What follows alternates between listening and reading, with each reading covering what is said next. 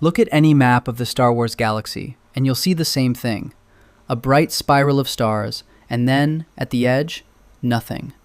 Black. The maps just stop. We're trained to read that black as the end, the frame around the picture. It isn't the frame. It's a moat. Because the galaxy isn't alone out there, it's one island of light in an ocean of dark, and the ocean has things in it.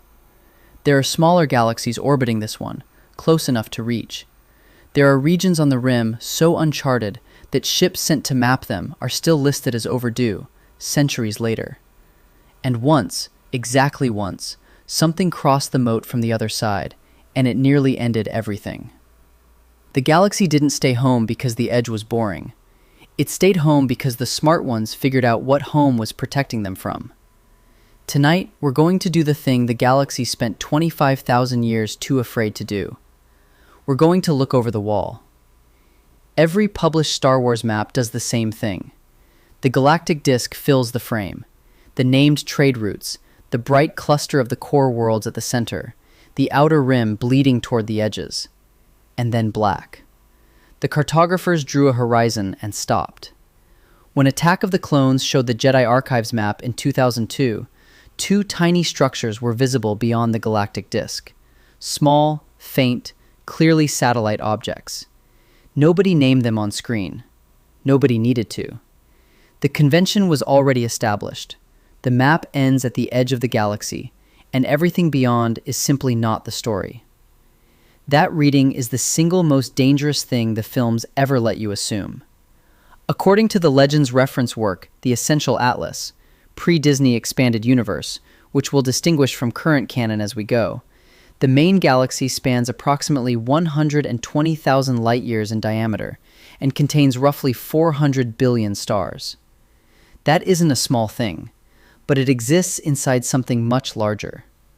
The proper in-universe term is the intergalactic void, known simply as the void. The official description is almost comically understated: the space between galaxies. The void isn't empty in the way space between stars is empty. It's a different category of absence. Lower matter density, almost no stellar objects to navigate by, and no charted routes at all. Hyperspace travel in Star Wars operates through mapped corridors. Hyperlanes, formerly called hyperspace routes, are stretches of space confirmed safe for faster-than-light transit, cleared of mass shadows, which are the gravitational imprints large objects leave in hyperspace. A ship jumping blind without a charted lane risks dropping out of hyperspace inside a planet. This is why astrogation is a profession. The entire web of lanes connecting the galaxy, the Hydean Way, the Perlemian trade route, the Corellian Run, was built across millennia by mapping safe corridors, one jump at a time. No known hyperlanes extend across the intergalactic void. That's not stated anywhere in lore as a physical impossibility. The more accurate framing is an absence, a gap in the map that was never filled because no civilization crossed it and came back to file the navigational data. The absence of lanes is self-reinforcing. There are no routes because no one made them, and no one made them because crossing without routes is effectively a blind jump of 100,000 light-years or more, with no mass shadows to guide re-entry, and no destination coordinates that can be trusted. Even the half-explored frontier closest to the galactic edge is already this dangerous. Canon sources describe the unknown regions, the bounded but poorly explored sector on the galaxy's western arm, as containing gravitational anomalies, ion storms, and other phenomena that disrupt hyperspace. Ordinary navicomputers can't reliably calculate safe jumps through them. Palpatine spent significant Imperial resources mapping safe passages through this region, establishing observatories and building hidden routes that eventually guided the First Order's formation. Exegol, the hidden Sith world of the Rise of Skywalker, sits inside the unknown regions, reachable only through a Sith wayfinder. If the half-charted shallows near the galactic edge require specialized navigation technology just to survive, the utterly uncharted distance beyond them is a different proposition entirely. The Galactic Republic was founded approximately 25,000 years before the Battle of Yavin. That's 25,000 years of spacefaring civilization, thousands of species, hundreds of thousands of inhabited worlds. In all that time, no documented expedition crossed the intergalactic void and came back. The Rakata, whose infinite empire invented force-based hyperdrives at the beginning of that period, stayed inside the galaxy. The Old Republic at the height of its power stayed inside. The Empire, with the greatest military force the galaxy had ever assembled, stayed inside. The scale of the barrier isn't just physical, it's historical. Now look back at the Jedi Archives map. Those two small structures visible beyond the galactic disk in Attack of the Clones are real, named objects, and they have neighbors. In Legends, the main galaxy is orbited by 7 named dwarf satellite galaxies, designated in the Essential Atlas in sequence: Companion Orek, Companion Besh, Companion Kresh, Companion Dorn, Companion Esk, Companion Forn, and Companion Grek. Canon acknowledges the first 2 visually on that Jedi Archives map, but only Legends gives the full 7 and their specific designations. The outer 5 sit at least 150,000 light-years from the galactic disk and carry no documented species or civilizations in any source, named on the map but otherwise blank, placeholders for everything the galaxy declined to explore. 2 of the 7 matter considerably more than the others. The first is Companion Orek, better known as the Rishi Maze, a satellite dwarf galaxy in a close and decaying orbit above the galactic plane. Decaying orbit matters. The Rishi Maze is gravitationally doomed, slowly spiraling toward eventual disruption by the main galaxy's mass. It appears in Attack of the Clones by name when Dexter Jettster tells Obi-Wan that Kamino lies 12 parsecs outside the Rishi Maze, the first canonical on-screen acknowledgement that a satellite galaxy is close enough to use as a navigational reference point. Even in current Disney canon, the Rishi Maze exists. The films put it on the map. The second is Companion Besh, colloquially called Fire Fist. The documented distance, 150,000 light-years from the galactic disk. Enormous, but still the nearest external neighbor after the Rishi Maze. What makes Fire Fist lore significant isn't the distance, it's the population. Legend sources document 4 native spacefaring species from Fire Fist: the Nagai, the Toffs, the Macabre, and the Faroon. The moat doesn't border empty darkness on all sides. Some of that darkness has cities in it. The Chiss Ascendancy, the civilization Thrawn comes from, is canonically located inside the unknown regions. From the Chiss perspective, what the Republic calls unknown is home territory, extensively mapped on their own charts. Timothy Zahn's canonical Thrawn Ascendancy trilogy is set entirely within that Chiss civilization, and one of the threads running through it's that Thrawn sought Imperial alliance partly because the Chiss were aware of threats in the unknown regions that the Empire, for all its power, hadn't yet noticed. His warning in canon is direct. There are evil things in this galaxy, Night Swan, far more evil than the Empire, and far more dangerous to all living beings. He says that knowing what lives on the frontier. He says it knowing what that frontier faces. As for Palpatine's obsessive interest in the unknown regions, the observatories, the hidden routes, the contingency, no canon source explicitly names an extragalactic threat as his motive. That's fan inference, not confirmed lore. What canon does confirm is that he spent enormous resources mapping the one region of the galaxy that faces the void most directly, and that the structures he built there outlasted the Empire itself. Now, everything in this next section is Legends. This isn't incidental. In April 2014, Disney's Lucasfilm Story Group established a new single canon for the franchise, which reclassified the entire pre-Disney expanded universe, over 1,000 novels and comics, 30 years of storytelling, as Legends, non-canonical. What follows is from that body of work. It's coherent, extensively developed lore. It isn't current Disney canon. Both of those things are true simultaneously. If you know your Borg or your Tyranids from Warhammer 40,000, your first instinct when you hear extragalactic biotech invaders is to reach for one of those frames. That instinct gets you halfway there. But the Yuuzhan Vong are stranger than either. Because what they hate, what they've built their entire civilization around destroying, is the machine.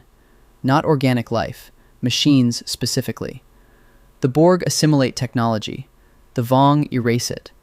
They are the photographic negative of every extragalactic horror the audience has seen before. The Yuzan Vong were descended from an ancestral species from the planet Yuzan Tar in a distant galaxy. Not this galaxy, a different one entirely. Their origin galaxy has no name in any legend source. It's referred to as the Yuzan Vong Galaxy, a description, not a designation, noted in the in-universe record as conjectural. That namelessness is itself a statement about how completely they severed ties with everything they came from. They left because their home was destroyed. Two extragalactic droid civilizations, the Abominor and the Silentium, fought a galaxy-consuming war across the Yuzan Vong's home galaxy, largely ignoring the organic species living among them. The Silentium were droids created by a species of star-shaped organics. The Abominor were self-constructing, chaotic, and could grow to planetary scale. Their conflict tore apart everything around them. The Yuzan Vong eventually fought back and drove both droid species out of their galaxy, but the damage was done. Their homeworld was destroyed. Their civilization was shattered. The galaxy they'd lived in was ruined. What happened to them in that process is theologically foundational to everything they became afterward. They watched machines destroy everything they loved. Every manufactured tool, every mechanical device, every technological advancement, all of it was, in their direct experience, the precursor to annihilation. So they burned it. Their civilization became the anti-machine. Every function a technology could serve, ship, weapon, armor, medical instrument, was replaced with a living organism bred for that purpose. Their ships breathed, their weapons bled, their warriors wore living armor that felt pain alongside them. Where a Borg drone is built from cybernetic components, a Yuzan Vong warrior carries grafted living organs, each implant earned through ritual, each successful graft a step toward the divine. One is accumulation, the other is crusade. The Tyranid comparison holds at the structural level. Extragalactic origin, organic fleets, civilizational extinction risk, but breaks on the most operationally important detail. The Vong aren't a hive mind. They have a rigid caste system, warriors, shapers, priests, intendants, workers. They have feuding domains, internal coups, a supreme overlord who can be deposed and replaced. That internal complexity made them more unpredictable than any unified swarm. It also meant they could fracture. They could be wrong. In the end, they were. They crossed the void in massive biological vessels called world ships, Koros Strona in their language. These ships were living organisms, grown and guided rather than built. A world ship had an operational lifespan of 500 to 1,000 years. The crossing from their home galaxy took multiple millennia, long enough that the ships were aging and deteriorating by the time the fleet arrived. One specific world ship, the Banu Mir, was dying of old age during the invasion itself. The fleet that reached this galaxy arrived at the edge of its operational lifetime. There was no return journey possible. A Vong character named Yusha described it to a Jedi as simply as possible. "We are from another galaxy, Jedi Horn." Their scouts reached the main galaxy decades before the invasion formally began. The New Jedi Order series, 19 novels published between 1999 and 2003, covers the full arc of what followed. The war starts at approximately 25 ABY in Legends chronology, and ends at approximately 29 ABY, 4 years of active invasion. The opening novel, Vector Prime, by R.A. Salvatore, signals the stakes in the first book by killing Chewbacca, a deliberate editorial decision by the planning committee to communicate that nobody was protected. The final recorded toll was over 300 trillion sentient beings. Coruscant was captured and occupied. The Vong renamed it Yuzan Tar, the same name as the homeworld they destroyed to begin their journey. That's not symbolism, that's the lore. The tactical detail that made them almost impossible to fight, They can't be sensed through the Force. The distinction here matters and is frequently mischaracterized. The Force still exists around the Yuuzhan Vong. They don't suppress it or cancel it. But a Jedi reaching out to sense a nearby presence finds nothing. Where a person should register, there is a void. Every Jedi instinct, every danger sense, every attempt at battle meditation, every Force-assisted combat prediction, nullified. The enemy was present and completely invisible to the sense that Jedi had spent their entire lives trusting above all others. The Vong weren't the first crossing. Before them, in the Marvel Star Wars comics of the early 1980s, two species from Fire Fist, from Companion Besh, 150,000 light-years out, invaded the main galaxy in the post-Return of the Jedi period, roughly 3 to 4 ABY in Legends chronology. The Nagai, pale humanoids so committed to bladed combat that one prominent warrior went simply by the name Knife, invaded first. The Toffs, pursuing the Nagai across the void, followed them in. This created a three-way conflict with the Rebel Alliance. Neither species threatened civilizational extinction the way the Vong would later, but they came from outside, through the void, from a satellite galaxy close enough to cross. The war that destroyed the Vong's home galaxy, the Abominar-Silentium conflict, eventually pushed both droid civilizations into the main galaxy as well. The Abominar appear in Legends history of the main galaxy's ancient period. One was reactivated by the Empire and deployed to strip a planet of natural resources. These were beings capable of growing to planetary scale. The machine war that devastated one galaxy didn't stay neatly contained to that galaxy. The pattern the lore establishes is consistent. The void has been crossed, and every entity that crossed it arrived with catastrophic intent or consequence. Nagai and Toph from the nearest satellite galaxy. Abominar and Silentium from the same galaxy as the Vong. The Vong themselves from a nameless external galaxy, in a fleet that had been traveling for millennia. In Legends continuity, no extragalactic arrival was benign. Set that against the other side of the ledger. The Republic existed for over 25,000 years, across thousands of member worlds, hundreds of billions of sentient beings, and civilizations that had mastered faster-than-light travel since before recorded history. Not one documented expedition crossed the void and came back. Not the Rakata, inventors of force-based hyperdrives, at the height of their infinite empire. Not the Old Republic. Not the Empire. Nobody went, and nobody returned to file a report. The knowledge that something existed out there wasn't hidden. The Rishi Maze was visible on the Jedi Archives map. The Essential Atlas named all 7 companion galaxies and gave their distances. Fire Fist was documented as inhabited. The information was available to anyone who looked closely enough at the edges of the frame. The choice not to cross the void appears, repeatedly and consistently, to have been correct.